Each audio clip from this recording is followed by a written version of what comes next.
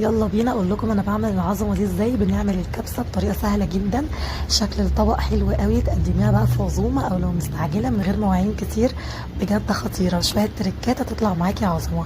انا بقطع اللحمه مكعبات صغيره عشان تستوي معايا كويس، وزيت وسمنه على النار بشوحها الاول تشويحه محترمه كده. بقطع بصلايه شرايح وبعدين بحطها عليه باكت من 11 بهار وفلفل اسود ورق لورا، وكمان معلقه صغيره من الحبهان. وبحط عليهم مكعب من مرقه اللحمه بيدي تيست كده تجنن. بشوح كل الكلام ده في بعضه وبنزل عليهم بميه سخنه بتغلي، واول ما بيغلي كده غلوتين بوطي عليها النار لحد ما اللحمه تستوي كويس. بتاكد ان كميه الشوربه مناسبه كمان للرز.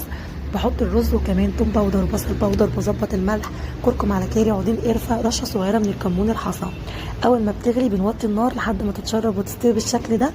بيبقى عندي بقى بصل كده متحمص، كمان دايما ببقى شايله حمص. بجد خطيره. ما تنسيش بقى تشتركي في القناه وتفعلي جرس التنبيه ولايك وشير للفيديو.